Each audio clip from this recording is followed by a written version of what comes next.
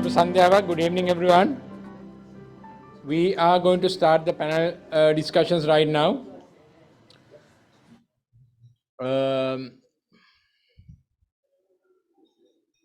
Let me kindly invite Dr. Soma De Silva, former President Sri Lanka Evaluation Association, to start the panel discussion. And Madam, will you?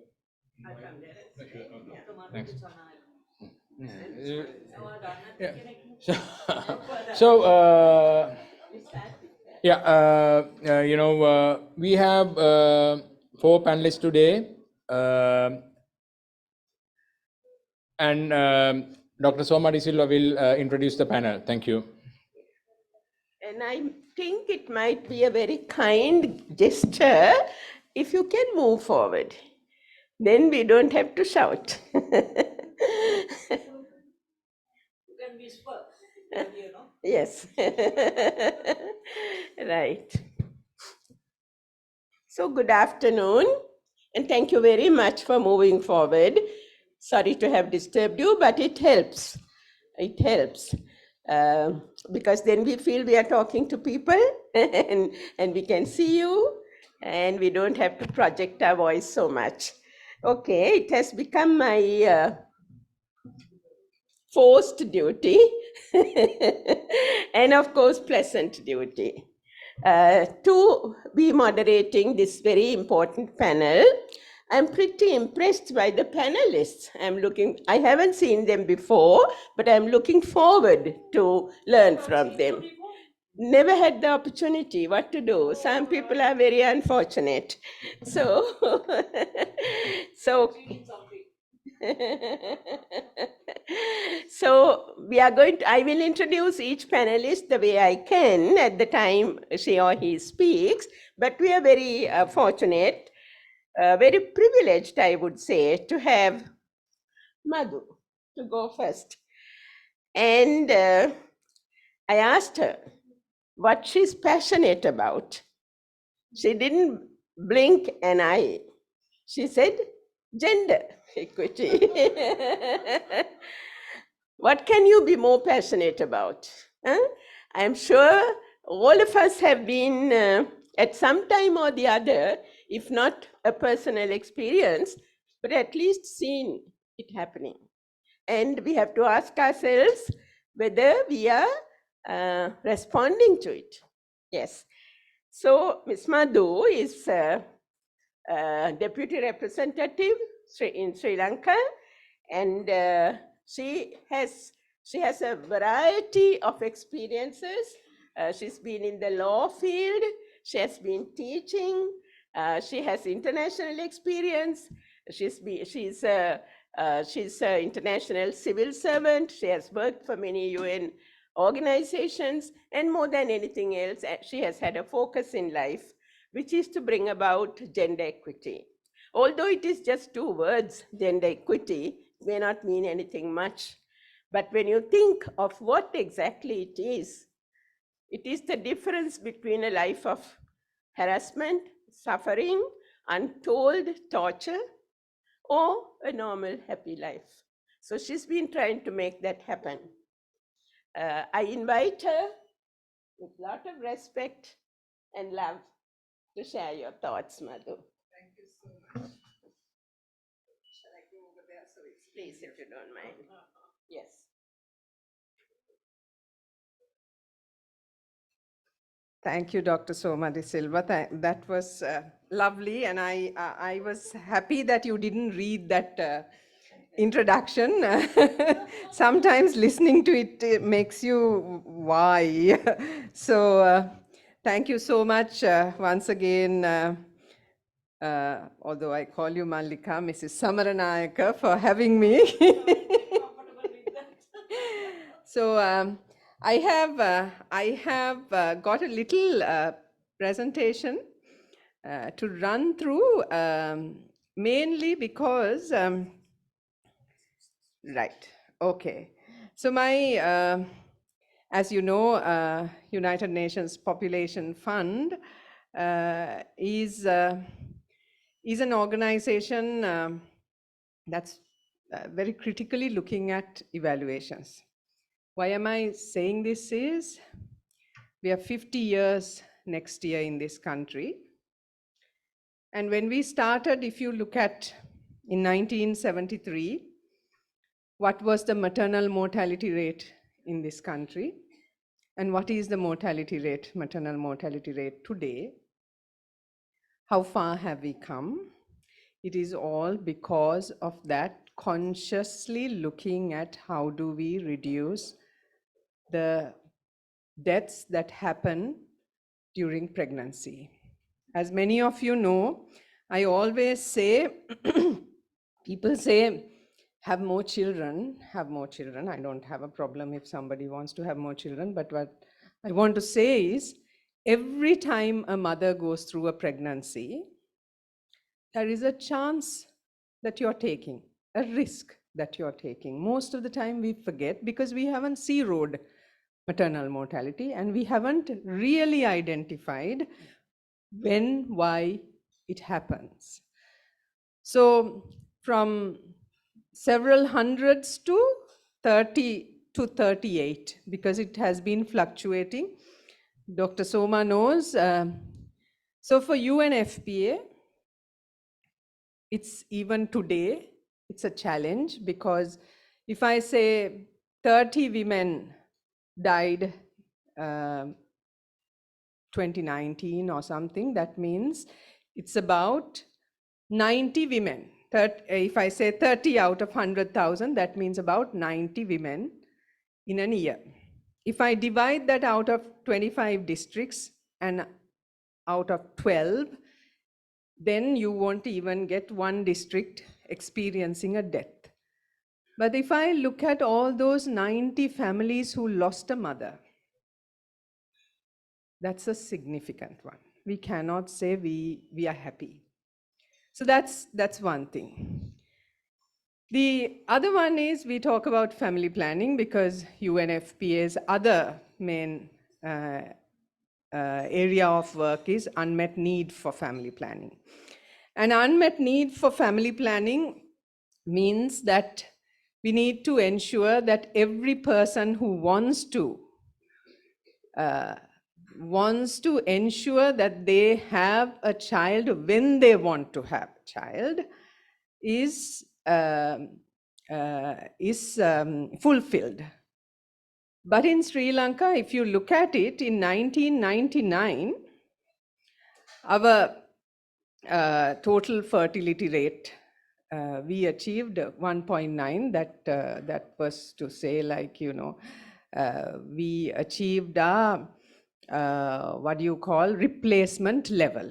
So when grandparents are old and dying, you get 2 additions to the family. So we are more or less population-wise or family-wise, your caring role from moving from looking after the elderly to looking after younger is kind of balanced. Now, our situation is slightly different because one is in the past, our life expectancy was less. Now our life expectancy also has grown, which is longevity is something that we celebrate. But at the same time, we also have issues in terms of who wants to have children and why that difference. Some who wants to have children are incapable of having children, or they are subfertile or infertile. Others who don't want to have children become pregnant. So then how do we ensure that those who don't want to get pregnant understand that you still have a challenge, because most of the time it is for the 3rd pregnancy, most of the time, so that you don't get into a risky pregnancy and put your entire family also at danger if you're not expecting to get pregnant. Why am I saying all this is because there's a lot of political rhetoric being given out about family planning. As evaluators, it's important for you all to look at this phenomenon, because we look at family planning as a right. as a right, because in the family planning, because today also somebody asked, the conspiracy about population control is that what you do, and I said, no, we provide choice. Control is not what I end goal or aim. Our goal is to provide choice. So these conspiracy theories are always out there, but I am putting it out so that you all understand when you read information, why family planning? Because most of the time, I mean, when I was working in the family planning, directly working with the family planning program or family planning association, I couldn't even get out from the airport. If the immigration officer asks, where do I work? And I say family planning. And he asked, do you still have to do that job? So I have to explain, modern contraceptive prevalence rate is still not achieved in this country. We have lot to do, because if not, anecdotal evidence of abortions should not be high. These are some of the things I wanted to present, and I wanted to kind of, where do I aim? Where do I aim for this? Is it okay? So quickly, let me just, because I heard what Dr. Harsha said, what Dr. Soma said, I also am going to discuss few of some of those things, but I thought I will bring in the UNFPA's perspective for us to achieve our triple zeros, because we call them our transformative results. These transformative results are, like Dr. Soma mentioned, zeroing maternal mortality, zeroing unmet need for family planning, and she mentioned gender-based violence and gender. So how do we ensure that we work towards achieving zero incidence of gender-based violence, which is not easy, I know, because UN Women last week said we have to wait for 140 years to achieve gender equality. Some have said already we need to be 300 years to achieve gender equality. So in that scenario, what have we done as UNFPA in these challenging, uncertain times? Because nothing is certain, like Lord Buddha said, and we also have to understand the log frame that you make today is going to be different tomorrow. Unfortunately, most of the time as program managers, we tend to think we know for the next 5 years what we are going to do. So that is the biggest myth that we have to get out of. So for UNFPA, we have looked at few areas. So mainly, our new strategic plan came into being for the next 4 years, 2022 to 2025. And main focus is results-based management. Because we realized if we don't have a proper RBM mechanism set up, like it was mentioned before, the evaluations that we get really don't give us how do we zero in our 3 transformative goals. So for us, the main purpose actually is to ensure accountability, communication, once again I'm saying, decision making, and also learning and adapting. Because I feel as we grow old, whether as human beings or as organizations, a lot of people tend to say, oh, we did it like this. So we have to get out of that. Yes, you may have done it like that yesterday, but yesterday is not today. Today is a different day.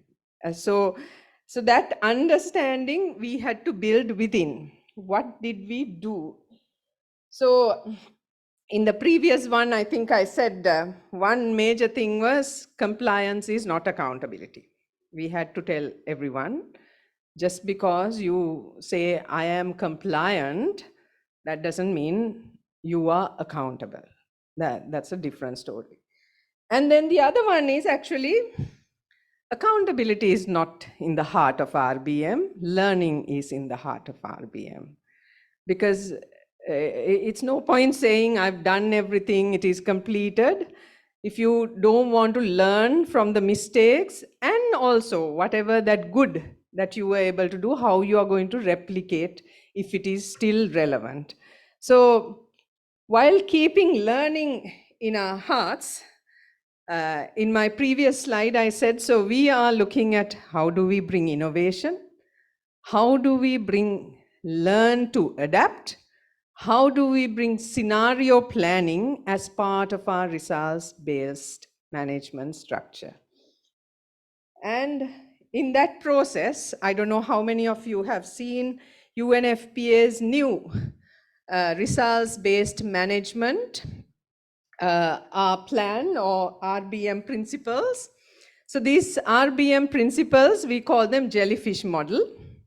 And I thought some of you may have seen, but some of you may not have seen, but this is also a good way to understand how some of these things like communication come into the entire structure of management. So in this, we have 3 core principles, and then we have 5 sub-principles. I've brought them, yeah. So now you can, so the core principles actually talks about ensure results information available, use results information to inform planning and reporting, practice learning and adaptive management. These are our core principles. Then our supporting principles are promote and support results culture, build and maintain results-based plans and frameworks, foster transformational leadership for RBM, ensure effective partnerships, review and update results-based management practices.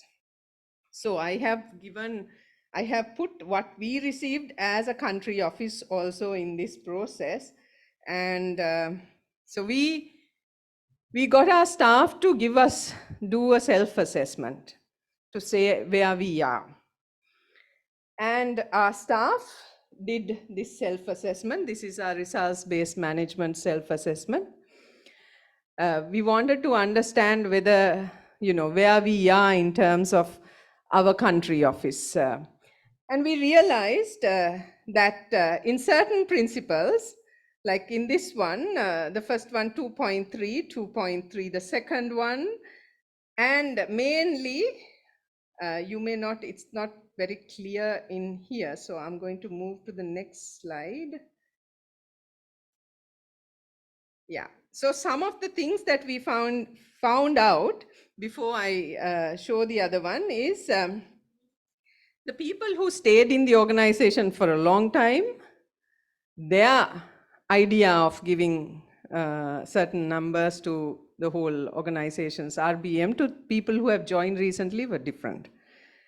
So as we grow old, that thing about we've been doing it for such a long time and it worked. So that does show that, as Sri Lankans, we have to have, I don't know how to change that, but we also realized within our organizations. Then worked on 3 consecutive occasions. So we marked, we went back, we came back again, asked the same questions again to see whether they have a different view. We went back again, so that, people can go back, think, talk, come back and see whether you want to change the amount that you have given. And in this process, yes, we invited a team of young members from each team to hold some consultations. So what we did was we thought the younger ones who have joined the organization recently, who have come out from university, just go and sit with teams and have a consultative process just to understand why they think like that. So that they also can have an intergenerational conversation and also validate why they say what they say. And so in the self-assessment, what we found out was that we were quite strong in terms of our leadership and adaptive management, because something that we tried to do in 2018 was that we realized Sri Lanka's country office in UNFPA is regarded as a pink country in our business model. What does it mean? It means you're a low need, high capacity to meet the need country. So in the country, you have not much of a need, and in the country, you have the capacity to meet the need. So based on that, we realized we need to make certain adjustments, and we were already in the process of adapting. So our teams would have felt that the leadership has that kind of understanding. But we also build on our strengths, being accessible and approachable, invite input and feedback, open and fallible for suggestions. So we also encourage that culture because we got a lot of young people. And as you know, today's young people, since we all know in this country now, globally also known how our young people are, they're very open most of the time because they're not curtailed, unlike at their homes, because they know their mothers and fathers who they know their response, so they might curtail what they want to say. But when they come into offices, they might say, why can't we do something like this? If you give them the opportunity, unless you put them there and say, you can't. But at UNFPA country office, that is also because we don't see hierarchy as a vertical structure. Hierarchy is a vertical structure, but we look at it as a facilitating role. We look at the horizontal structure more, so that at every step there's a leader and that they can make that decision. But accountability, responsibility, those are the key words that we try to emphasize, so that they understand it's not the leader who's right, you think, at the top. There are no right at the top leaders. We all work to get to the transformative results, and that's why I think that understanding is there. But they also came back and said we need to strengthen results culture. So that tells us that we look for results, but something is missing. Our yearning for getting the results, getting there is still not very good.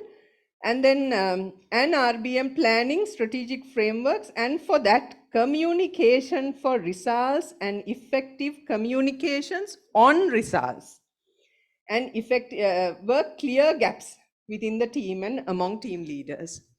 So that was a good eye-opener for us. It's very honest, and we realized that's something that we also want to really, because we wanted to understand what are the gaps that we are having.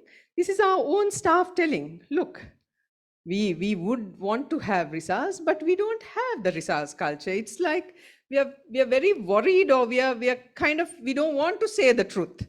There's a issue there. So what did we try to do? We identify and improve our weaknesses, teams and team leaders, communication abilities, invest to build trusting in interpersonal relationships, partnerships, more opportunities for meetings and simulations, and making information accessible.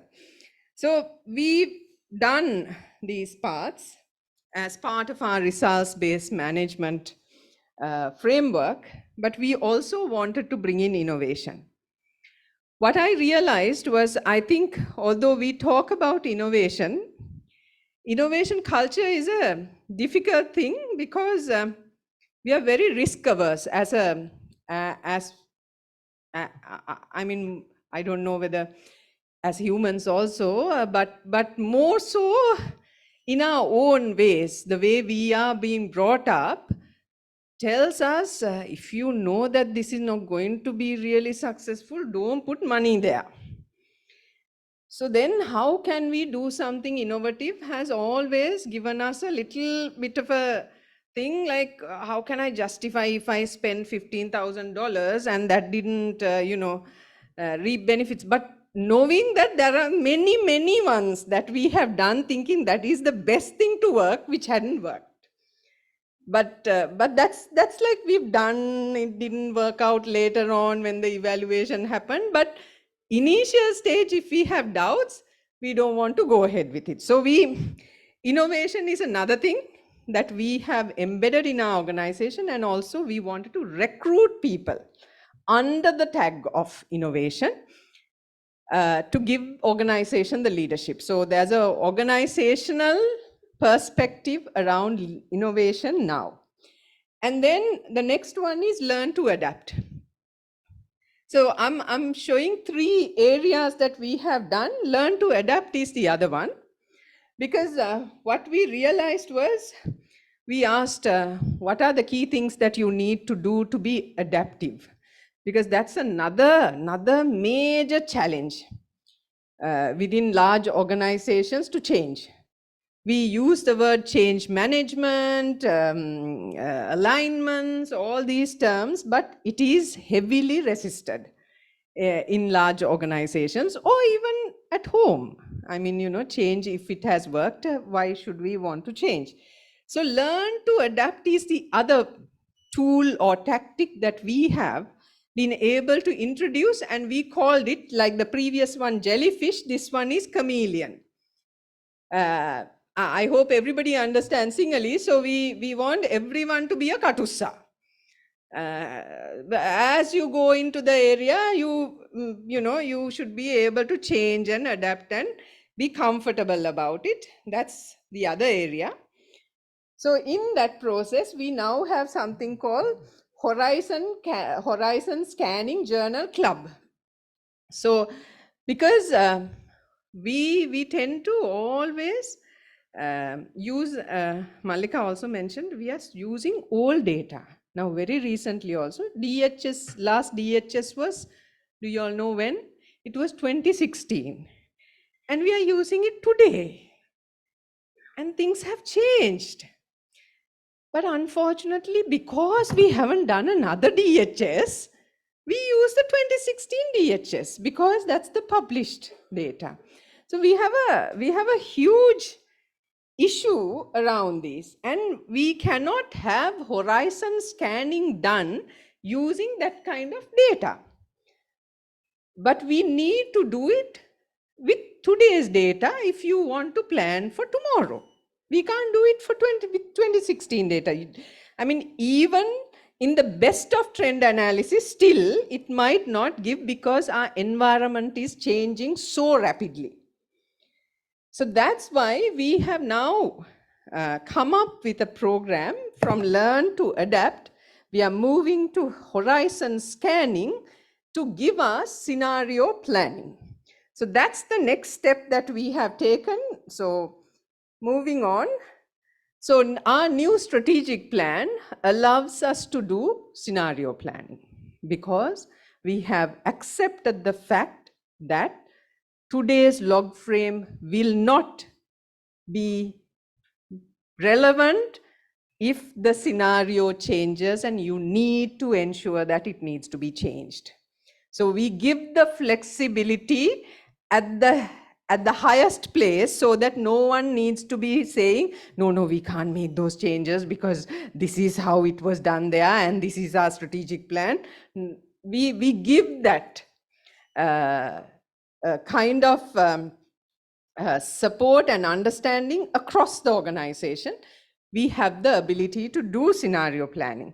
So in terms of scenario planning, what do we use? We use the Oxford scenario planning approach, which has been adopted for UNFPA.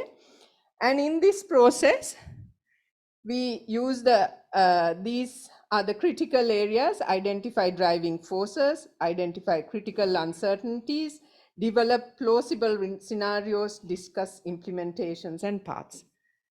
And I can tell you, we as Sri Lankans fail miserably in these things because there's a huge issue in our head that if we say this, we can create conspiracy theories.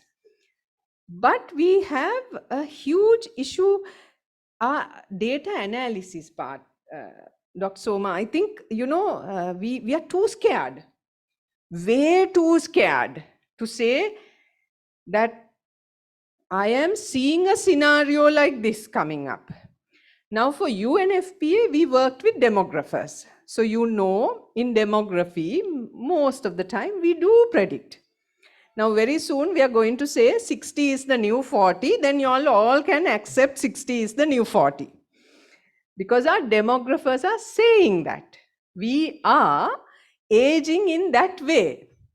So likewise, here also we need to come up with trends that we can understand. It's not like you're creating a conspiracy theory. It's looking at your environment, understanding your environment, doing the analysis on your environment and say, it could happen like this, it could go like this, it could be like this, so that we have understanding to build as project managers, as program managers, what are the steps then we need to go, we need to take. Because it's like you decide to go to Kandy or Jaffna and suddenly somebody says, don't use the Putlam road because there's a problem, or, you know, there's a huge issue. So then you make your decision. Okay, I need to go to Jaffna. You don't just cancel your trip to Jaffna. You decide which road you're going to use. Similarly, that's what we have actually done. But it is very, very challenging, I'm telling you, because during COVID time, we were asked to develop, our program teams were asked to come up with scenarios. So whom do we work with? Our implementing partners are our government partners. So UNFPA don't do implementation. No. We have to go to our government partners and say, come up with 3 scenarios. Now, you know how difficult it is for government to come up with 3 scenarios. No, this is the plan that we have and we are going to do it. No, if that plan doesn't work, no, that plan will work. So it's a learning process, because for all of us, we like to have something written and say, this is what we are going to do. But in this process, how do we have that agility? And so finally, so this is what we have come up with. We have come up with a little cartoon kind of a book to talk about what is scenario planning. So it'll be easier for somebody when they ask, what exactly is scenario planning? What are you doing? Then these cartoon characters are giving information. This is how we expect you to do that. And moving on, before my final slide. So I just want to say, in this process, something that we were able to achieve, because UNFPA's long-standing partnership is with Department of Census and Statistics.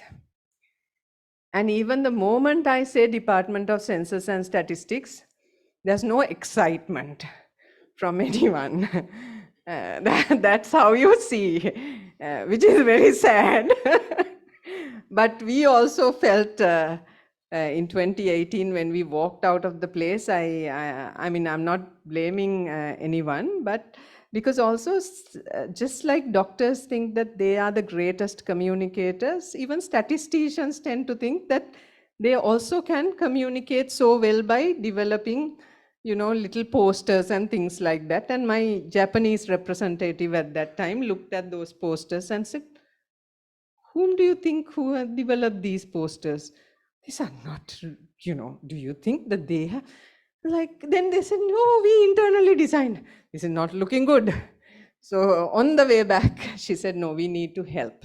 We need to help Department of Census and Statistics not to do their census, but how to do communication. So that was our journey. We decided that we need to help them because there's a census coming up. Actually, the census was supposed to happen last year. We have been building their capacities, providing various support, but we realized if we don't build their communication strategies and capabilities, it's really not going to make a significant dent in our investment, because data is there to be communicated and known and to be utilized. Ultimately, that's what we want.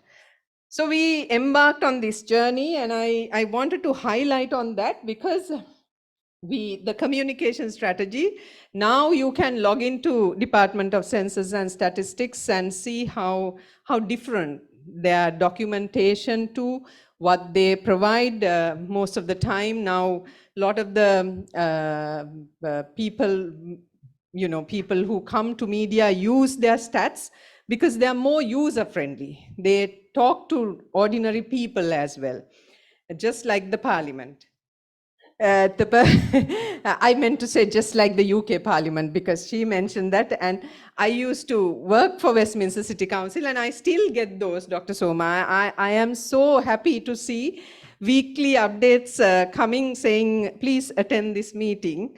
And it's wonderful, you know, that ordinary citizens, or I mean staff members, do get that update to say this is happening on this subject. We are having a discussion. So if you are interested, please attend. The UK Parliament is still doing those things. So so for us, we hope that, you know, so I just want to let you all know, as evaluators, I mean, our programs have been evaluated every 5 years or whatever. That is how UNFPA's program cycle is. But nobody told us, develop a communication strategy. That's where y'all went wrong in 2012 or 2011 census results distribution or dissemination. Because that's the reality. So that's why I'm saying this, because we need to, it's important for us to see things not as it meets your eye, but why is it happening like this? Because if somebody came and said, this population is going to overtake this population, everybody believes that. But we have enough data to clarify. It is not the case. But we refrain from that because the political rhetoric and the influence is so strong. We as people who work on data and evidence keep quiet. So we as managers, planners, also then don't know what should be our next step. So sometimes decision making and leadership is also extremely important in ensuring that we do the right thing. And this is one of them, and actually everyone in that organization appreciates it. Although if you look at Department of Census and Statistics logo now, it is the first data organization that has a disabled friendly logo. So we managed to do that. We got the staff to vote for it. There's a lot of things that were done which I would have expected to come through an evaluation, to say, look, if you change it like this, because it's the nodal body that holds most of our data. So with that, finally, I would like to say, so some of those things that we have realized in this process, everything needs to be documented. We are very good at calling someone and making decisions. And then somebody asks for evidence, we don't have it because we said, no, we made that decision because they said they're going to do it tomorrow. We don't do things like that. So we have decided even the thinking has to be documented. Because if not, all of these tools that I said, when did you decide to make that change? What was the reason and what was the scenario that you thought that would happen to make? It's not easy to justify after 5 years down the line. So you need to have that. And we need to create that culture in every organization. If somebody asks something to be written in email and send it, not because that person is too scared of something, but to have that evidence of the thinking. This is something we as Sri Lankans also need to improve so that we clearly guide. Yeah, we have got a rating as very good, although that is mainly looking at how the evaluation process was done. Not the work that we have done, it is the process was very good. And something that whom do we usually select as key informants? The highest people, most of the time. When we see the list, key informant is the key dignitary in that organization. Because that person can't come in focus group. We have to meet that person separately. No, I think we need to change those. Because there are lots of people who are key in our interventions who miss out because we don't select them. They may have good ideas, good thinking, good suggestions, maybe not very positive towards the work that we have done, but because we haven't looked at them in that way, we've missed the opportunity to get that insight. And the difference between the same question being asked via a survey and an interview. Because when you're filling a survey, in that moment, spur of the moment, if you're angry, sometimes your human behavior, your that moment thinking do go in. Whereas if you have an opportunity to have a chat with that person, you may be able to have more insights around that. So I'm just saying that we need to invest on time. Most of the time, people who come on board to do evaluations, we give them so little time, they have so little time, they have taken a lot of the other consultancies as well. So, this is the amount, we can do 30 interviews. Okay, then you think the biggest people needs to be in there. Then you don't know what you really want to get other than saying they all said wonderful things. So that's another learning. Then we were able to establish our RBM seal, which is something that we now have. We have to comply with certain things, and they give us bronze seal or silver seal or gold seal, so that we aim towards that. And then we also have agile teams. We call them agile managers, agile monitors, and agile coaches. So within the organization, therefore, the constant monitoring of agility, whether we are taking the decisions. Then the organizational incentives. Change cannot come without incentives. I'm not saying money, but recognition, appraisals, a kind of a process that everybody feels by taking this risk or change, I will be acknowledged. Because people don't want to do things when they know that they are going to be challenged. But if they're appreciated for the challenge or the task that they have taken on board, going beyond their call of duty, then it's important. Finally, create platforms for knowledge sharing and open and honest discussions, enhance psychological safety. I don't know how many of you are very conversant about psychological safety, something that I have realized. We have a huge issue in this country around psychological safety. I cannot say that because he'll get upset. I cannot say that, she'll get upset. This person will be angry with me if I say this. I cannot go and do a peer review on somebody else's work program because that person is going to be against me if I make a...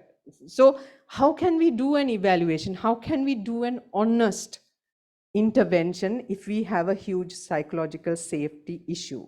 We need to address that. We need to ask ourselves, why am I not saying this? Is it because I am scared, or is it because that the system itself permeates something like that? If that is the case, evaluation is not possible. That's what we need to understand. Good, correct, honest evaluation is impossible.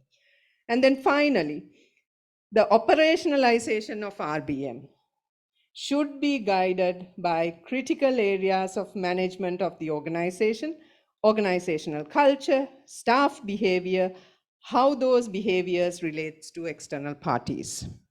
These are few things that I thought of sharing from UNFPA, and I'm happy to answer any questions from Dr. Soma or anyone else. Thank you so much.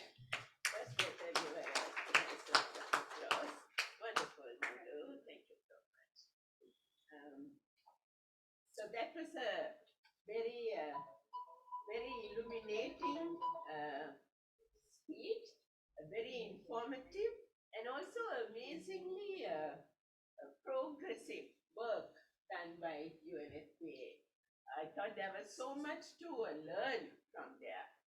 So thank you so much for sharing those ideas and sharing them in such a attractive way, Madhu. Thank you so much. Yes. In fact, I have a whole list of things that I learned new, but time is against us. But that won't go waste. I'll be looking at it, using it, and I'm sure everybody will be doing that. So we have a big challenge with time. Therefore, Looking at the topics that people are going to speak, I think they are slightly different from one another as well.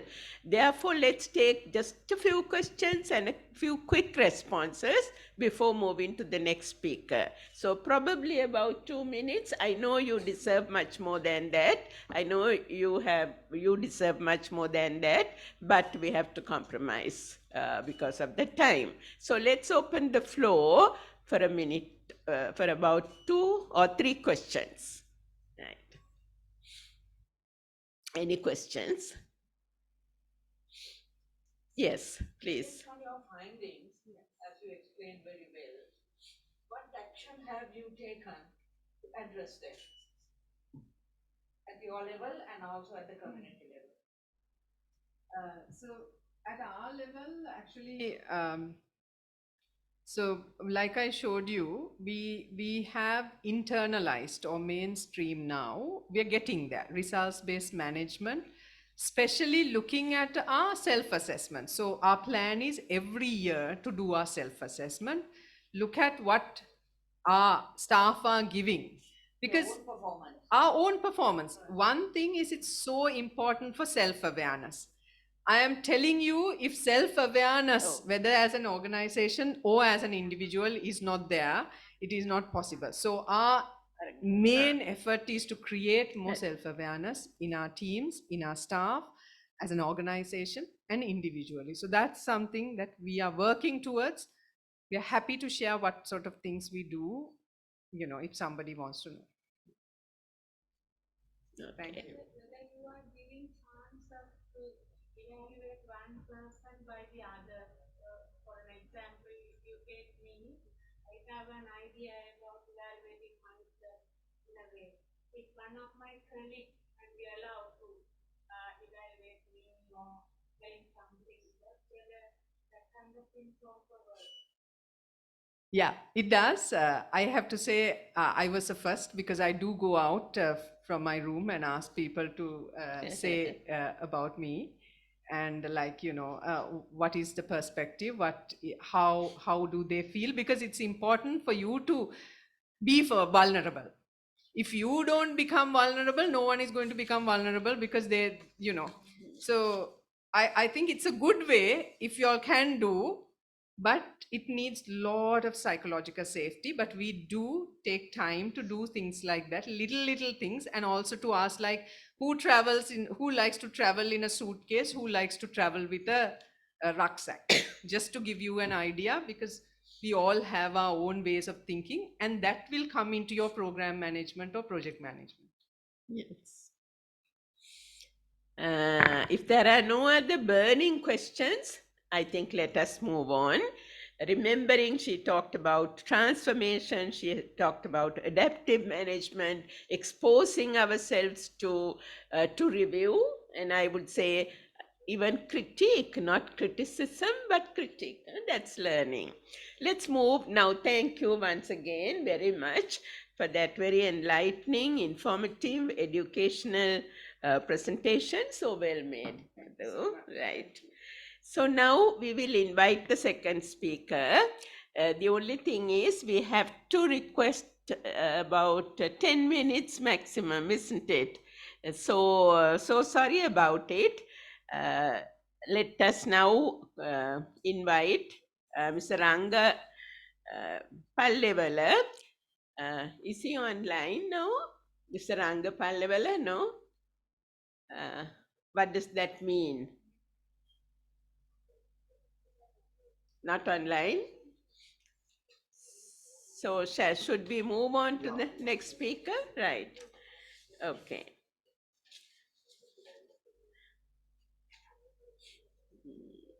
Okay, in that case, let's move on to Dr. Satlaj Dige.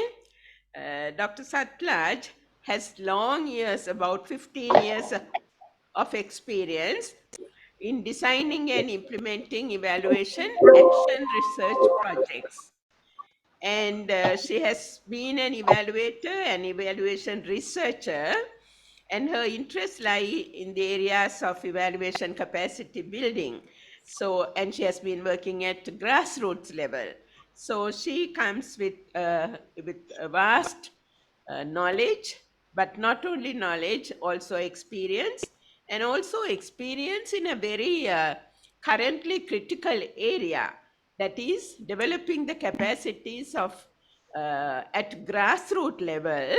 She mentions in her bio something really important today, really critical for today: using evaluation. Evaluations must be used starting at grassroots level. So here we have a speaker who is going to talk about that and maybe other topics. So we welcome you most warmly, Dr. Satlaj, to please make your presentation. Quite reluctantly, I have to say, limit it if you can to 10, maximum 15 minutes. Otherwise, we will be leaving this room not today but tomorrow, because it's quite late now. Okay, you're welcome. Please, the floor is yours. Thank you. Thank you, Dr. De Silva. And hello, everybody. I'm Satlaj DK, and I'm currently a faculty member at University of North Carolina in Wilmington. So I'm presenting from US East Coast, and I'm really excited to be here virtually with all of you. So I won't waste more time. I'm trying to share my screen with all of you. Here we go.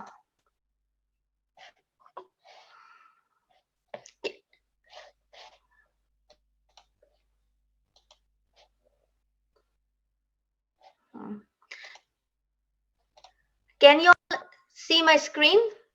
Can anybody give me confirmation, please? Great. Thank you. Yes, Thank we you. can. So,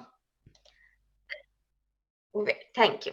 So what I'm going to talk about today is building evaluation capacity for transformative change, what works and why.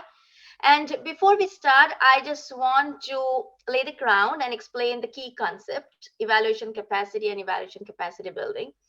So evaluation capacity is the extent to which his organization has necessary resources and motivation, both of these things, to conduct, analyze, and use evaluation.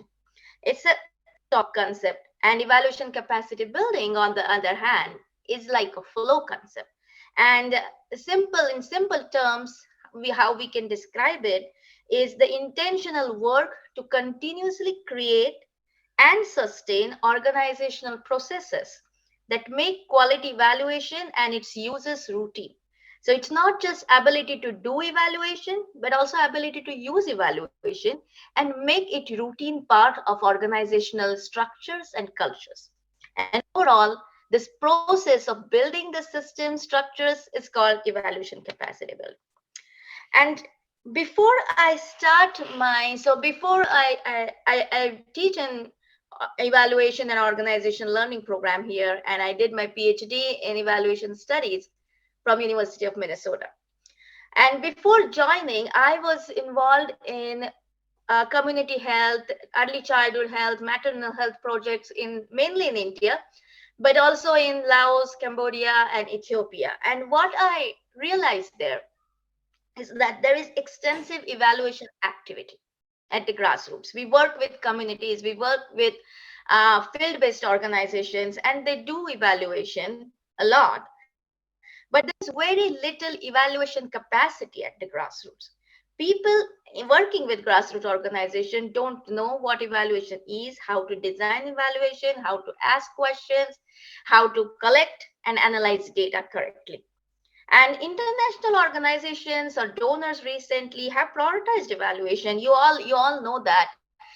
Even Dr. Madhu, she just mentioned it as UNFPA's jellyfish model, that effective partnership is one of their key principles. But these effective partnerships won't develop if there is no capacity at grassroots with partners. So what I wondered is, how do organizations that are already engaged in evaluation, that are doing evaluation, how do they build their capacity? So my research questions for this study, and this has come from my dissertation study for my PhD. And the research questions were, how do field-based organizations in India build and sustain their capacity to and use evaluation? And they were broken down into three sub-questions, and they were, what are the internal and external context of evaluation capacity building? Then what strategies the organizations that are doing evaluation, using evaluation, are employing to build their capacity? And then what are the facilitators and barriers for this? And the theoretical framework that I used for this study is by Dr. Jean King and Dr. Boris Volkow. It's evaluation capacity building framework, and this framework says that evaluation capacity building at any organization, be it a big donor organization or a small field-based organization, that depends on internal and external organizational context. Then organizational structures for evaluation and resources for evaluation. And those resources include not only just financial resources, but also technical know-how, knowledge, and all other things. And I can talk about my research methods a lot, but in the interest of time, I'm going to skip some slides. But if you have any questions on them, please feel free. We can use the time later. You can contact me later. So it was basically, the study was, I worked with 8 organizations in India, and the data collection instruments was semi-structured interview that lasted around 90 minutes and document review. Overall, there were 30 participants, 23 were program staff, 13 were leaders, 10 were the entry-level staff, and 7 were independent evaluators working with these organizations. And the data collection sites, the organization, so it was like a cluster sampling model, purposeful sampling, because it was a qualitative study. But in purposeful sampling, it's a cluster-based sampling or 2-tier sampling, where I first selected organizations and then the participants. And while I was selecting organization, the focus was the organizations that are already doing evaluation, because I wanted to see how they build their evaluation capacity. So it was a strength-based approach, because what I feel like many times that for research, especially research that is both based from global north and conducted in global south, focused on deficit approaches. So I wanted to see what is working and why. We'll talk about it later. So here are the findings, and these are the 3 main areas where the findings were located at: ECB needs and context, ECB strategies, and facilitators and barriers. And when it comes to context of building evaluation capacity, the biggest change that comes through these conversations is that there is a significant shift from donor-led evaluation to community-led evaluation. Small organizations are taking more interest in designing their evaluation, implementing it. And what does that mean is that there is a change in community organizations' expectations. This is community-based health organization, because my organizations were more like a health organizations. And again, CBO is a term more for American audience. In South Asia, we use this as NGOs. So I pardon for using the American lingo here, but you can read it as NGOs. So there is a remarkable change in NGOs' perceptions towards what's the role evaluators play. Earlier, evaluators used to come, do their report, and hand it out to donors and go out. But more organizations are working with evaluators as coach, as evaluation capacity builders, teachers, facilitators. And there is a significant change for as educator. That means that there is a significant repercussions for what we are training our evaluators for. And there is also perceived need for enhanced internal evaluation capacity. Again, something I can elaborate it on more, but it will come later also. But overall, that is the context, that's a canvas against which the evaluations are happening, evaluations at grassroots. And what are the needs? One of the main needs that emerge is that more training resources are required at regional and local level. Most of these organizations are small organizations with small budget, and evaluations training happen in metro cities. In India, most of the time they happens in Delhi, and then in Mumbai or Hyderabad. I'm sure in Sri Lanka, small organizations must be also feeling the same way. And there is a significant cost, and it's difficult. The access becomes difficult when it is away. So there is need to organize training at a regional level.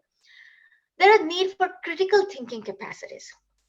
I don't want to talk for Sri Lanka, but for India, our education system unfortunately does not encourage critical thinking. At school level, our students are not taught to think critically, weigh the evidence, understand the causal linkages, weigh the different scenarios, and then strategize for future action. We are not this attitude, this perspective is not taught. And organizational leaders thought that when we talk about evaluation capacity, this is what is required. And I want to mention that I also approached evaluation capacity for this research is ability to think evaluatively. So I built on evaluative thinking concept developed by Dr. Thomas Archibald. Is evaluative capacity is mostly how to ask questions, how to review evidence, how to plan the next action based on the past actions. And this capacity does not require very sophisticated knowledge of data analysis, data collection, or different softwares. It is basically an ability to think critically about your work. And this was for senior leadership. But what the entry-level staff shared is that they want to learn the tools. So they are collecting data for donors or for government, and their work is mostly data collection, but they want to use that data. So they need quantitative and qualitative skills to understand data, how to tell a story with data, how to do data visualization, all these things, how to construct a survey. They wanted to learn all these things, and they were sure that they can handle this training. And another thing that emerged is that there is a need for evaluation structures. Organizations that don't engage in evaluation basically don't have any evaluation structures and processes. And what I mean by structure is that having an evaluation team, or at least a person, or a data management system where you collect data, you store it, you manage it, you clean the data. Organizations, small organizations don't have this system. And we will discuss about that. Resources is a problem. But sometimes it is also felt need about that I need a structure, I need to keep this data to answer my question. And that was also not there. And there are more strategies, but what I wanted to highlight is one strategy. So how organizations did it? Organizations who were really engaged in evaluation capacity building, what they did, and all of them were struggling for resources. They were small organizations based in district level. So what they did is that they embedded evaluation capacity in their existing program structure.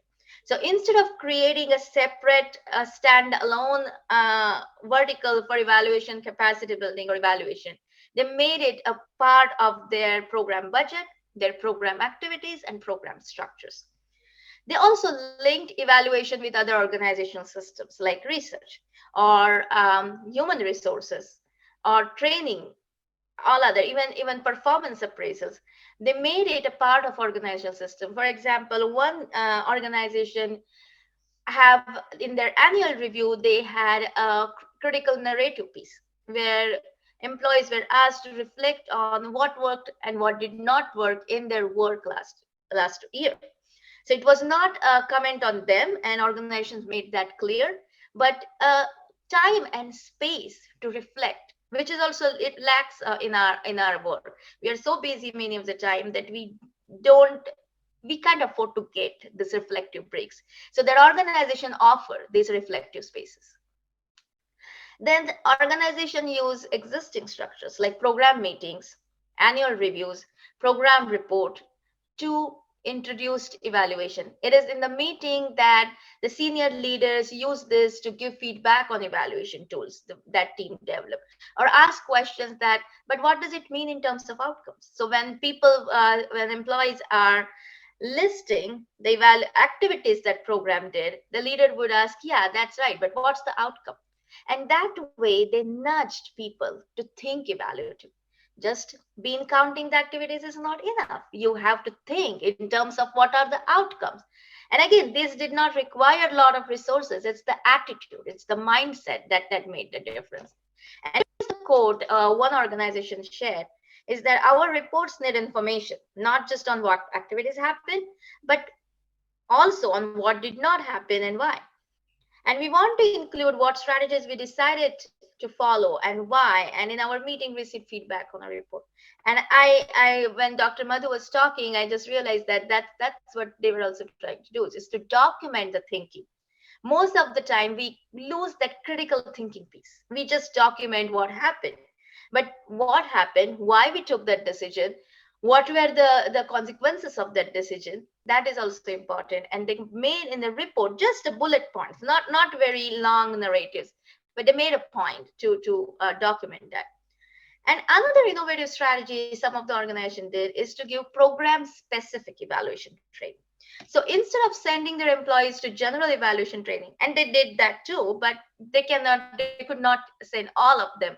So they invited external resource person or evaluation coaches to give evaluation on using their program. So in the process, team also got exposed how to develop evaluation instrument, how to do data collection, how to do data analysis, but using their program data. And that helped them have ownership on evaluation instrument, which resulted in use of evaluation. And what were the facilitators? So the facilitators first was that intentionality towards learning. So organizations that were keen on evaluation capacity building were also the organizations who were intentional about learning. They budgeted learning part in their grants. They asked for grants and support from their donors for learning. They sent their team to different learning events. Sometimes they just support a learning fellow. There was no work on that has yet started on that project, but they appointed a person to learn about that. And they created internal learning spaces. Like every Friday afternoon, they would bring together, and a person who has attended external training would share their learning. And these small things made a difference towards having a learning attitude. And what happens is then evaluation also does not remain as a test or a judgment. The learning attitude seeps slowly towards how you approach evaluation. And you start approaching evaluation as a learning tool. We talk about organizational culture a lot, and that came up as a very significant theme also. Open and democratic organizational culture, non-hierarchical culture, a safe environment to ask questions was very important, and that's a facilitator. And perhaps the most important is supportive leadership. When organizational leaders know about evaluation and understand the importance of evaluation, they promote evaluation in their work by asking questions like, what I just said, or by sending people to more training, or by insisting on doing evaluation, or making policies like you have to use evaluation results of the previous phase to design the next phase. All these small things that count. And leaders' feedback. Employees said that they learn most from their leaders' feedback on their evaluation reports. And that is one significant learning. So it's not external training, but the internal training embedded in the system that helps small organization to build their capacity. And donor support. And donor support, of course, for financial and budget, but also in terms of knowledge. Small organizations rely on donors to give them knowledge resources on evaluation, to facilitate sometimes a training, to have external resource person come over and talk about evaluation. All of them is greatly valued. The barriers, of course, is resource constraint. When we are talking about small organization, one person is doing work of 3 persons. They are extremely busy. They're always resource crunch. And there is evaluation is not thought as a core activity. So there is always, they are short on time and money and people when it comes to resources. Then negative attitude of organizations. Many organizations still think that external people cannot tell them how to do their work. Or there is a fear or anxiety about evaluation because it is associated with tests, and nobody likes tests. All of us, we don't like tests. And there is evaluation anxiety for sure. And one of the most important thing is, and I call it as the elephant in the room, we cannot avoid that, is lack of government's interest and support. Because when government don't use evaluation, there is no use for organizations to do evaluation, because government is the one who understand, okay, what is working in the field, then scales up the project. So if government is not following evidence-based policies, there is no demand for evaluation. And if there is no demand for evaluation, organizations don't want to invest in evaluation capacity building. So there is a virtuous or vicious cycle based on government interest in evaluation. And the last one that came was challenges in funding modalities. And I don't want to talk about challenges in money. That is part that always gets discussed. But one of the interesting discussion that I heard from many people is that short project timelines and shifting donor priorities. So earlier, projects used to have 5 years, 6 years timeline. They're shrinking now. They're becoming 2 years, 3 years.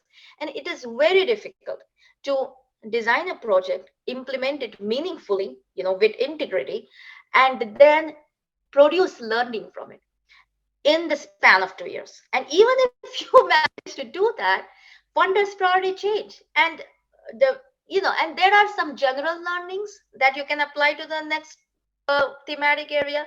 But those specific thematic area, for example, the earlier priority for early childhood, and it suddenly changes to adolescent, there is some early childhood specific learnings that get lost. Organizations don't get chance to use them.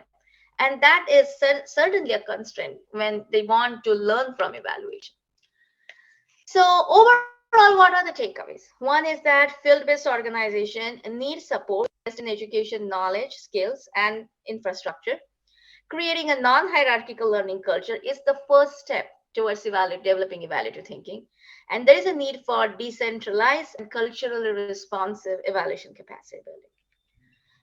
So what does it mean? So what?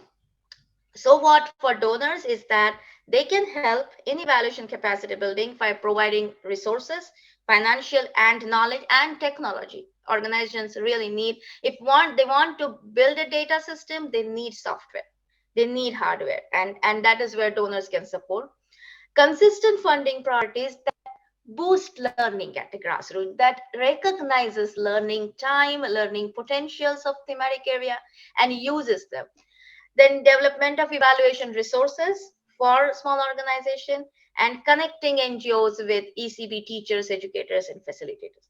Government can help with evidence-based, using evidence-based policies, promoting data-driven culture, and NGOs can work on framing evaluation as a learning tool and not as a test or judgmenting tool, enhancing use of evaluation, making sure that they have policies that use evaluation, and investing in infrastructure. And on macro level, what is required? We talk about organizational learning culture. Dr. Madhu just talked about how we are worried about innovation. And what we all need is the culture of questioning, culture of review, and culture of dialogue. And culture of questioning means organizations are not just safe spaces, but they're also brave spaces. Even an entry-level person should be able to ask their doubts, or ask why we are doing this way and why not this way, because that is where evaluative thinking is situated. Also, culture of review, and I really like the assessment tool, UNFPA tool that they shared, because that's the culture of review. And taking feedback, seeking feedback, and using feedback is also skill, and we don't know the skill. The skill needs to be taught. There needs to be a focused, intentional process that, just as the UNFPA shared, of getting review and using that review. And we need to learn that culture. And overall, culture of dialogue, just having a space for reflections, having space for conversations, not just getting busy in the work and not just reporting and monitoring, but talking about, again, many of the people say that more than the external training, they learned from this informal conversations in their organization. So that is really important. And the last part I want to focus is the need for decentralized and culture responsive ECB. And we need evaluation training in regional languages. We all are talking in English, and that's fine, because that's how we facilitate exchange of knowledge. But when it comes to grassroots, our grassroots workers do not think and speak in English. English is not their language of thinking. And if we want people to think critically, think evaluatively, the first thing we need to do is give them freedom to think in their languages. If we want to have transformative change, then we need to think about in a bottom-up way. And just to give an example, I'm from state of Maharashtra, where Mumbai is, and the population is 140 million. And the evaluation training course in Marathi, in my regional language, is one, just one. And that's not helping with evaluative thinking. And same time, regional universities, all of these players can play a role in facilitating learning. And when we remove this, we also remove urban bias in thinking, and we truly have bottom-up process of building evaluation capacity. So I'm going to stop here and see if there are more questions on Okay. from all. Thank you very much, Dr. Satlaj, for that very informative and well presented speech. And I was particularly interested in listening carefully to you because you brought out the grassroots experience, your experience, plus also what we can learn from them. I think you emphasized very much the learning culture, which is really important today. So wealth of information, well presented. Thank you so much. Unfortunately, time is very limited, so we will take probably 2 questions from the floor. Any question?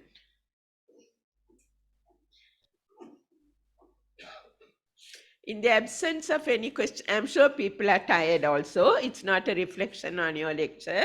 I found it extremely interesting.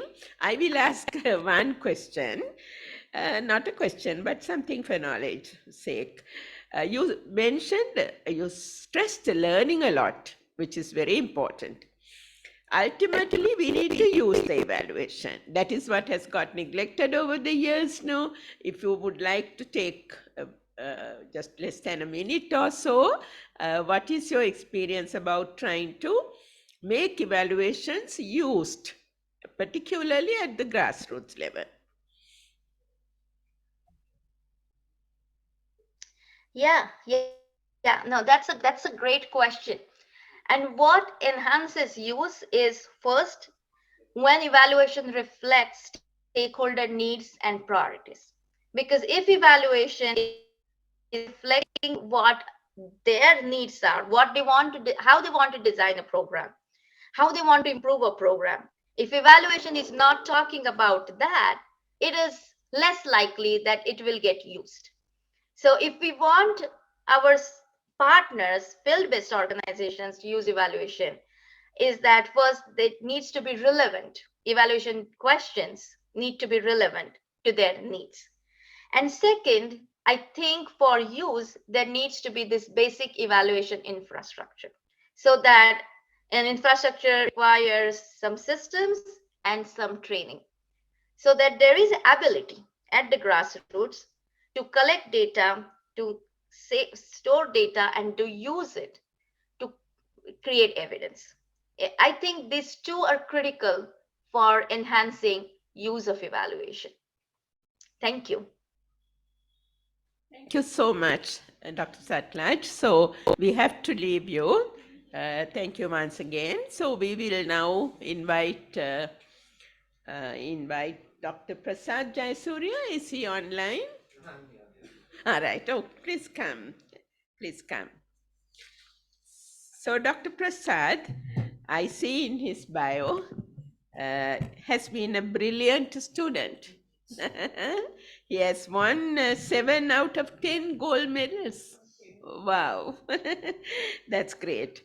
He has over 26 years of experience in working in the private sector, I think, as well as in the government sector in very senior positions. He's also been a board member at the Sri Lanka Foundation Institute, and he's a widely traveled person, right? So without further ado, I invite Dr. Jayasuriya to make his presentation. And quite reluctantly, I have to say, try and take the minimum time you need. How many minutes you can give me? 10, 15? Yeah, fine. Anyway, whenever you want to Up stop, to 15 you minutes. just let me know. I'll be 15 fine with minutes, that. yeah, sure. Good evening, everyone, and thank you very much, Dr. Soma, for that introduction. And thank you for inviting me for joining this session. And after two great presentations, I think I have a big challenge to speak to an audience which is quite tired at the end of the day. So let me start with one of my experiences some time back. Of course, I've been working in the private sector for 23 years and state sector barely 3 years. So I have still trying to understand about transparency and accountability applied in the state sector. So I will start with one of my experiences. When I was working in the private sector, I was hired together with two others by a well-known multinational company because they were looking at reducing some of their staff in some of the divisions. So we were given very specific instructions that these are the divisions that we want to reduce this number of people. So we want you to come out with who should go and who should remain. A tough task, right? But that's how businesses move. I mean, the moment you carry unwanted people, you are not rewarding the performers. So we had a tough task. We were given a timeline. We did our part and we gave them the list of the people who should go and who should remain. So after about 2 days, we were called by the board of directors for a discussion. And we were told that out of, let's say, I can't exactly remember number, let's say they wanted to send off 20 people. They said with 19 of your recommendations, we agree, but we have a concern of one. Because to be honest, to be very honest with y'all, we internally did this study and we had 20 people identified. We just wanted to get it confirmed by external people, and your list and our list matches for 19 names except one. So we wanted a clarification and explanation on that. So this particular gentleman that we have identified as the person who should go from that department was the department head, who has worked for nearly 25 years. And according to the management and the board of directors, has never failed in any of his assignments. In that particular department, there was a young boy, probably worked for the organization for about 5-6 years after joining as a management trainee. And for us, we wanted the head to go and for this boy to take over. So we had a very valid explanation for that, because when we looked at the history, what the board said was dead right. He has never failed because he has never taken risks, as you said. He has always calculated and taken all projects for dead sure is not going to go wrong. So our conclusion was that if he is going to head this unit for another 5 years, that unit will never grow. But of course, the record will be intact, will never fail in any of the project. But we said this boy, with lot of difficulty, has implemented things. If he has implemented 100 things, probably he has failed in about 25. But 75% chance of a success. So if you are going for 10 new projects, if you can succeed 75% out of those, the distance your organization can go is very, very far. So they agreed, and finally, of course, the experienced gentleman at the managers or whatever the meetings they have was very, he was very smart. He could convince rest of the managers with his experience that I have been here for 25 years, as you said, this is how we have done it, and I know how to do it. You look at my record, I have never failed. So ultimately, everybody agreed with him. So today, I can't name that organization, but the person who took over is doing brilliantly. And even some of the board members speak to us and say that, remind us about that. Why I'm telling this story? As I said at the start of my speech or the experience sharing, I'm hardly 3 years with the state sector. So for me, if you're looking at accountability and transparency, these are two fundamentals that are needed to properly manage public affairs, resources, as well as anything to do with public. These are core critical components of good governance. And if you're talking about good governance, transparency, and accountability, at least in the state sector, what should be the ultimate objective? It should be to provide improved service delivery to the end customer. So we should be able to see improved quality of life in the general public as far as the state organizations are concerned. So that can be measured by efficiency, effectiveness, equity, maybe responsiveness. But all these qualities, are you, as someone from the general public, getting from most of our state organizations? I think you will agree the answer is no, right? Does that mean the state sector is not having any of these? They have one of the most properly documented ARs, FSARs, and policies. Still, I'm struggling to understand. Sometimes I've given up because those are there not to allow you to work, but to stop you from moving forward. I mean, I can be criticized being a state sector employee, but I have been telling this even at my workplace, right? Unfortunately, over the last so many years, none of the governments that have come into power have looked at changing any of these policies. As you said, some may have been developed long time back, probably worked during that time and not today. So this transparency and accountability that you're talking about should actually improve your policies. When your policies, procedures are improved, that will help you to improve the quality in the service that you're providing. And when a quality service is provided, that is reflected from three areas. One, you will have satisfied employees. Secondly, you will have satisfied stakeholders. And thirdly, as a country, we will have satisfied citizens. But if you speak to any of the people, now recently we observed or we have seen people asking for system change, and in that system change, main focus probably was the state sector, right? State sector has nicely written policies. Now I'm trying to relate that my experience to the state sector policies on accountability and transparency, because that is used by many. I don't say everyone, right? You still have people, I have to say that also, in the state sector who really work hard more than the people in the private sector for nothing. If you are taking a risk, you're taking it at your own risk.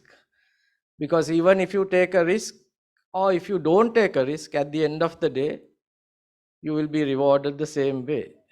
Small monetary benefit as an increment, nothing else. So why should you take the risk? That's how people think, right? But that culture needs to be changed if you are looking at bringing in transparency, accountability, to ensure that ultimate objective of ensuring the satisfaction of the services that people are looking for from these organizations are achieved. You know, we talk about procurement processes in the state sector. For me, procurement processes, comparing my experience in the private sector, after going through a very comprehensive procurement process, we end up getting a service provider who is charging much more than what we get in the private sector of the same job, and we end up getting a not the best service provider. It's not that somebody is robbing, but the system is that service providers may not apply going through that entire process.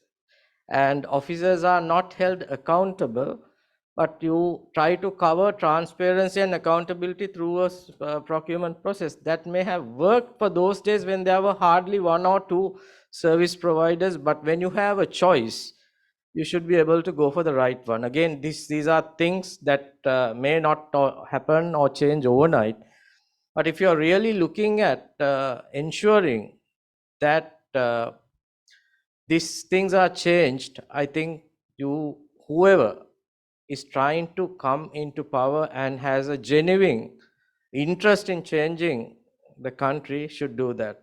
I mean, you can look at some of the state sector organizations have gone through at least transformation, and the loss-making organizations have turned overnight for profit making. Have they changed many people? No. It's just the procedures have been changed, and people are happy to take the risks because risk taking will be rewarded and recognized. So what is accountability? Accountability and responsibility are sometimes misunderstood by many. They think it's the same. But for me, accountability is much more than responsibility. You can be responsible.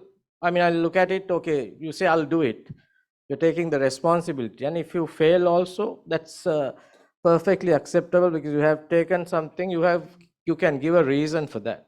But when you're accountable for something, you need to go that extra distance to make sure that you somehow deliver. For example, if somebody has taken over the responsibility of arranging flowers for this, today was a very heavy day, raining heavily right from the morning, he can say, look here, it was raining heavily, I could not bring it. So you can't hold him responsible, or because it's not his duty to find a vehicle. But if he is accountable, he will go that extra distance, speak to someone, I have to do this, and ensure somehow it is delivered. So I think when you are looking at the state sector, it's very important that we bring in this culture. And if you can bring in that culture, I'm sure as a country, we can really see the change that we are looking for. Because I don't see a big difference between the capabilities in the state sector and the private sector. And sometimes we do have at the top and middle management level, the people in the state sector are equally capable, but they have gradually gone into their comfort zones using the so-called procedures to protect themselves without taking a risk and to say, look here, within these guidelines, I can't do anything. So trying to do something is challenging. I've been in the private sector for 23 years and I've been in the state sector for 3 years, but definitely not impossible. You can do that. You have to be risk-taking, and it has to be a calculated risks, because if something goes wrong, there will be nobody to protect you. But I think if you can provide that leadership, there are a lot of young people, even in the state sector, who are willing to follow that. And as long as they know that you provide that protection for them, they will always work. So I think when we are talking about changes, we always being traditionally blaming the politicians, but I think more than the politicians is the people who should take the responsibility. If the people are willing to do the right thing, of course there will be pressure, but if you stand for what you're believing right, you can make a change. So I think transparency, accountability are two key components through which an individual, or for that matter, even an organization, can be measured. So state sector should make a genuine effort. As I represent the state sector right now, I'm looking at it from that angle.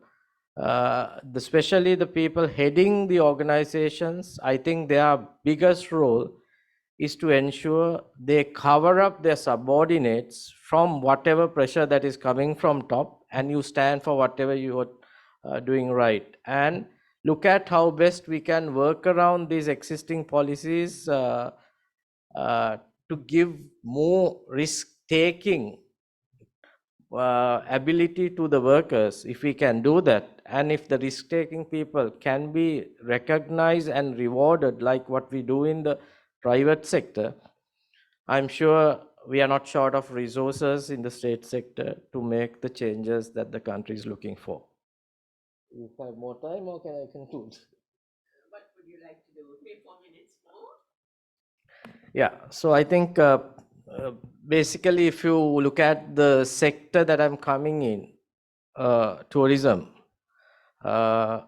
we had a lot of challenges right from the day when I joined this organization in 2019, just after the Easter Sunday attacks. And then barely when we have planned it out and recovering, we had COVID, entire lockdown. And when we were coming out of COVID, we had to face the economic, fuel, and the power crisis. None of these things are the best for an industry like tourism.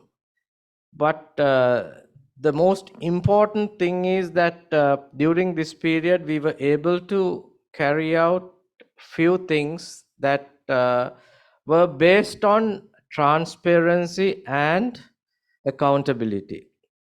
As you all know, we had limitations in traveling to the workplaces.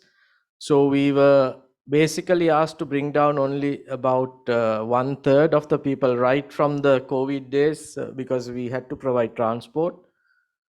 So we got the right people to do the job, gave them the required support, and gave them the ability to take decisions, told them that you are accountable, responsible as long as you do things in a transparent manner. And we were always there to support and back them if something goes wrong. Because something that we don't realize is that when you take a decision, there is a chance that the decision may go wrong. And when we evaluate that particular decision that has gone wrong at a future time point, you can't actually say that it is wrong unless you go back to the situation where he or she was taking that decision. So what we gave these people who are coming is, we want only two things. You need to be absolutely transparent. You need to be accountable. But if the decision goes wrong, that's fine, as long as you can prove you have taken the decision in the best interest of the country, in the best interest of the organization, and you didn't have any of your personal or any other interest. And there were a few decisions that went wrong that way. But of course, we backed those people, and those people became even better performers after that. So that is why I am very confidently saying, if we can give that confidence and give that transparency and accountability to the people to carry out the work, and importantly, protect and safeguard and shield them if something goes wrong, you can do wonders. So with that thought and note, I would like to conclude, and will be happy to take any questions. Thank you.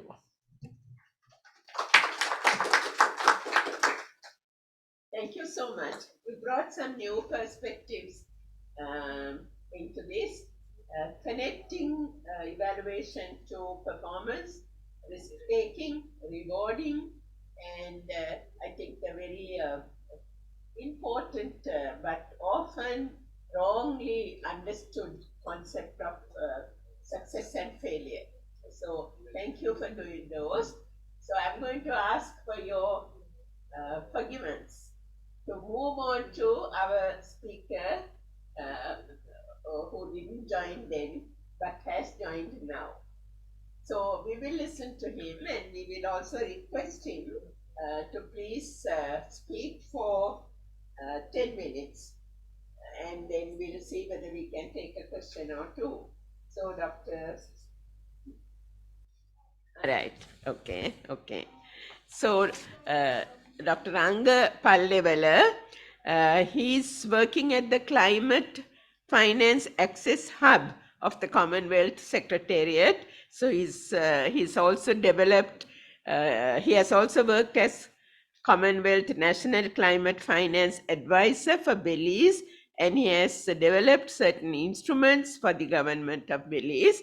I will not take a lot of time here, except to say that he has been holding very responsible positions and contributing in a very significant way to the government of Belize and also to the international community. So let me invite Dr. Ranga Pallavela, and I would also request you to kindly limit your presentation to 10 minutes. Thank you. The floor is yours. First of all, I would like to thank for extending an invitation for me to join this important event and allow me to speak in the panel. So I'm so much grateful for the organizers as well as the moderator and the rest of the panel members. So I'm going to bring a kind of a little different dimension to the accountability perspective in my presentation. As my title suggests, I work in the area of climate change, but specifically on climate finance, which is a kind of new topic that has been evolving the last few years. So accountability has been discussed widely in this particular sector. I'm not going to explain the technicalities of climate finance, but I'm going to extract some of the accountability dimensions. Those have been discussed internationally with regards to climate finance. And I do believe that it has a close relevance and linkage with the overall accountability discussion. So let me focus on that. If you look at the definitions of accountability, it's been defined in different ways, but it has very common features in all the definitions. That is, it's a measurement of a level of compliance, how much you are comply with some set of standards defined in different ways, right? Normally, these standards are defined by sectors or defined in a broader sense in the legislation or defined by informally. So this is some sort of an aspect that we need to look at. Generally, there's a legislative perspective to the standards or the baseline, which is the standards are well defined, the boundaries are well defined, and there are definition in terms of if you not comply with the legislative standards, what are the rectification measures you are taking. It can be like punishments or it can be like legal actions. Or the legislative system can vary. Sometimes it goes with the organizational legislation, the constitution, or articles of establishments. Those are like. But the most important aspect is the informal or the ethical perspective of accountability, which is much broader than the legislative perspective of the accountability. And of course, there are unclear areas as well in terms of these ethical perspective. So my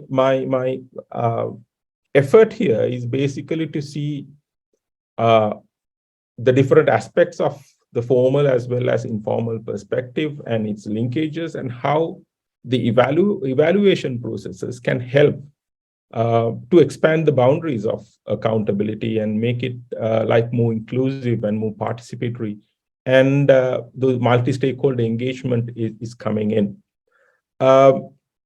If you look at the evolution perspective of the legislative or the formal and the informal perspectives of accountability, the effort so far was to bring the legislative aspects within the ethical perspective. And most of the time, the ethical perspective's boundaries are going beyond the formal perspective. So it's earlier on, like many years ago, the formal or the legislative aspects are not 100% overlapping with the ethical aspects. and there are some unoverlapping aspects as well. So far, most of the efforts of I would say, the human civilization was to bring these formal aspects within the ethical perspectives and try to get the boundaries overlap. But there are another one is like, when you come to the ethical dimensions, those are not like well defined. We cannot define it, and if we even we try that, we cannot define, because it has so many other perspectives. It's very relative to to many aspects. There are social aspects. I don't need to define. I'm sure the audience and the panel might be able to contribute here more on this. There are cultural aspects as well, and there are environmental aspects. Environmental aspects are the space for environment in the overall sustainable development has increased in many folds, especially in the recent era. So it has more influences directly as well as indirectly to other aspects in the ethical dimensions of the accountability. And of course, economic aspects also playing a big role. Economic aspects in like broader sense, it can be in an organization, it can be in a country, or it can be in a particular segment in the society. The economic aspects has the power to change the boundaries of the ethical dimensions of accountability. There are political aspects. I'm not going into details about this. This is not only the participatory, the party politics aspects, but of course, there are how does it governance related issues that affecting the ethical dimensions. And finally, technology is also playing a big role. You all know how the technology has evolved very recently in different aspects, especially the ICT, the information and communication technology. This technology plays a big role in defining the ethical dimension. For example, we have not been discussing about the social media ethics about 20 years ago, but now we are talking about it. We are talking about the ethics of using your mobile devices during different setting up. We have not been discussing this earlier on, but it's coming up. But even other big technologies as well. It has also a big influence on the boundaries. So all what I want to say is that the boundaries of ethical dimensions are not clear, even if I try to put it in a kind of a circular picture here. It is not defined. It's very elusive. When you go towards the outer boundaries, you see it's not very clear, and we can't define it easily. So therefore, with this different boundaries, different dimensions in the ethical dimensions, the boundaries have become broader as well as towards the edge of it. It's little unclear, it's elusive. So this non-clear or unclear boundaries of the ethical dimensions make it very challenging for us to define the informal or ethical dimensions of accountability. So how to do that? This is a daunting task, but we need to do that. How to do that? It's simple. If you look at the multidimensional aspects of the ethical accountability, of course, the other side of the coin is the multi-stakeholders. Different parts of the segment, we know it's not homogeneous society we have, it's a heterogeneous society. Within the heterogeneous society, there are multiple stakeholders. And the stakeholders are not, we cannot define like stakeholders as like, for example, based on the sector, can say energy sector stakeholders or climate change stakeholders. Within that also, there's a heterogeneity. So this multi-stakeholder engagement plays a big role in the accountability, especially defining the standards to measure the compliance of accountability. So of course, it needs a high level of engagement of different stakeholders. So it needs to create awareness among the stakeholders, and there should be contributions. I said it's 360-degree contributions, like contributions coming from the vertical aspects as well as the horizontal aspect. When you said horizontal, it's mostly like the sectoral or technical perspectives. When it comes to vertical, it's mainly the tiers of the society. And The engagement space create a big role. How the stakeholders are engaging in defining these accountability standards, or the standards, again, the compliance are measured. And the recognition of some stakeholders is important, because we know unrecognized stakeholders, when they are there, the accountability is questioned. And most of the accountability related issues, questions are coming up when some segments in our society is not recognized. So their needs, wants, and aspirations are not recognized. Therefore, the accountability related to that, we can't define clearly. It's not coming in. It's coming in very informal manner. So we can't understand it. I'll talk about the other aspect of the evaluation's role in the accountability. So the known and unknown is important, because there are a lot of unknown aspects, unknown factors in our heterogenic society. So the unknown, exploring the unknown is very important. So known process should charter to uncharted waters in this the unknown territory. So it's becoming clear.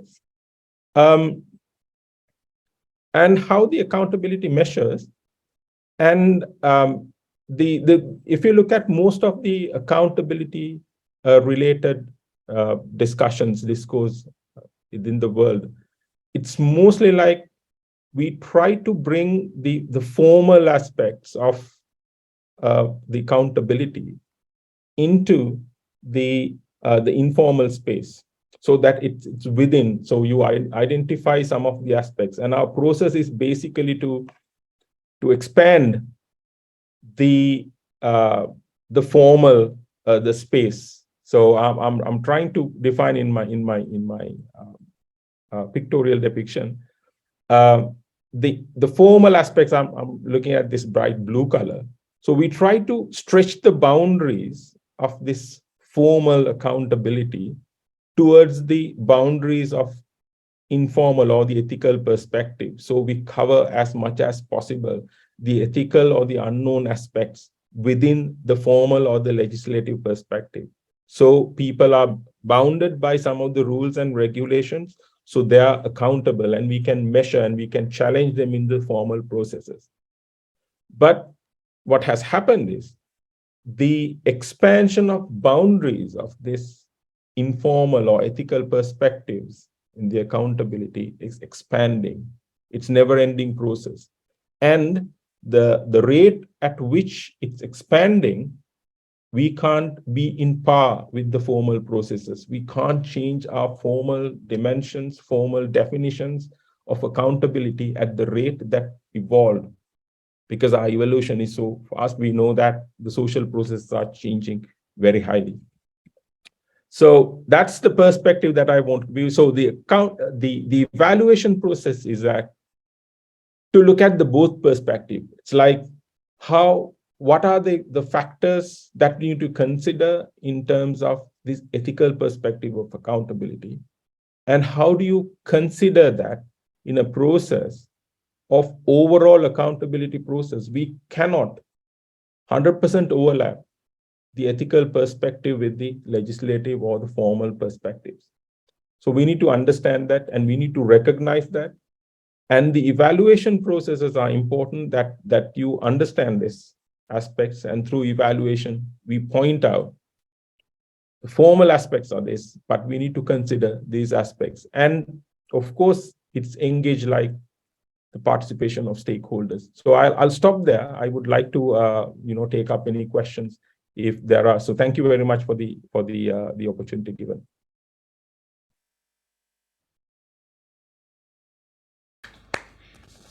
Thank you very much, Mr. Rangapalliwala.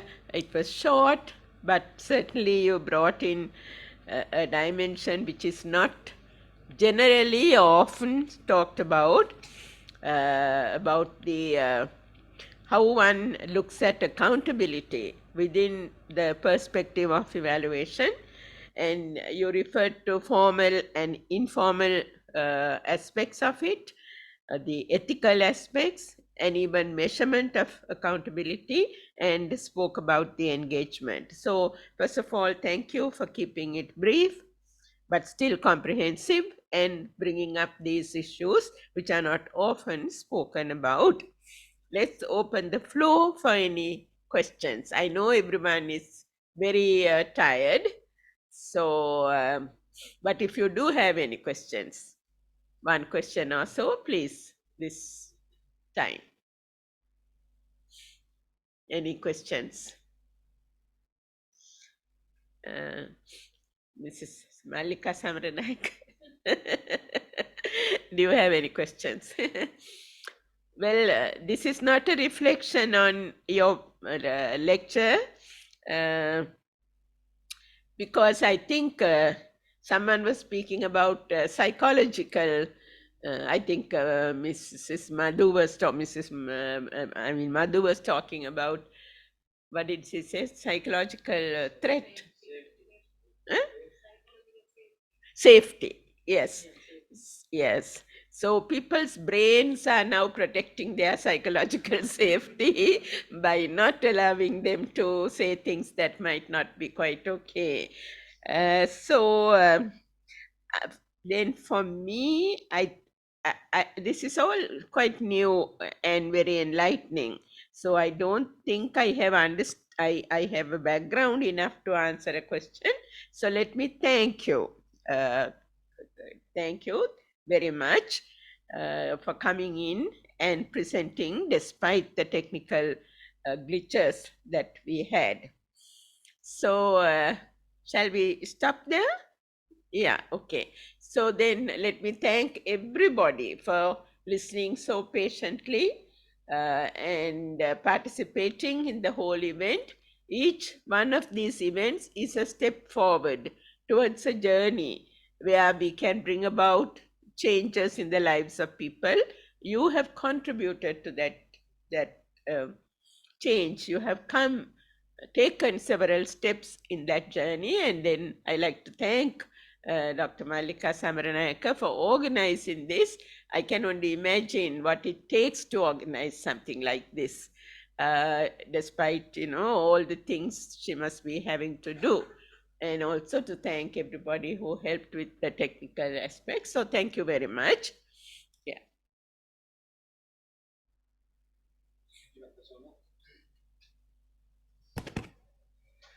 Okay.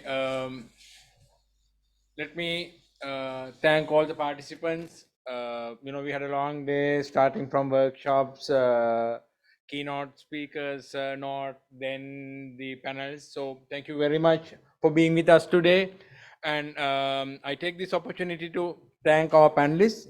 Some of these invitations are on a very short notice, but as IPID and COE, let me thank everyone for giving us the fullest cooperation to make this event a success.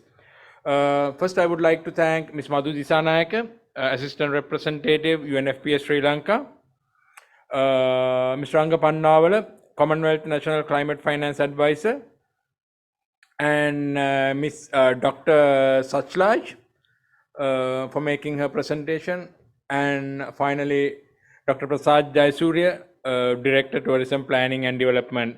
So thank you very much everyone for your valuable inputs, and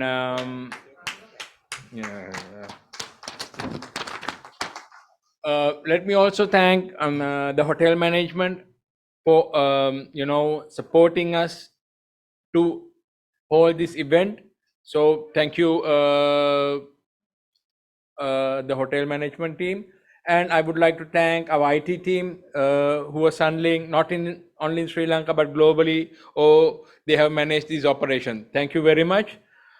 Finally, I would like to thank IPID colleagues for making this event a success in 2 weeks time. So thanks everyone for your efforts and making this event a success. If I miss someone, I'm extremely sorry, but a final word of thanks goes to Dr. Anjit Mahindapala. He is the success behind this conclave. I have to make a special appreciation for you, sir. Thank you very much. Without his support, I don't think not only Sri Lanka, but the region may not be able to make this event success after 2 years. So thank you everyone, and especially our colleagues from the government sector. Thank you very much for being with us the whole day. And the COE has announced, and they would like to contribute and continue their services to enhance the capacities and skills of the evaluators, young evaluators, and in the government sector if there is interest and a need. Please let us know if you have any training needs. We are willing to help you to fulfill at least a part of the training requirements in the field of M&A. So once again, thank you very much everyone, and I would like to wish all of you a happy weekend and good night. So with this, I would also like to ask our IPID colleagues, our field team, to remain a few minutes with us. And thank you very much everyone. Good night.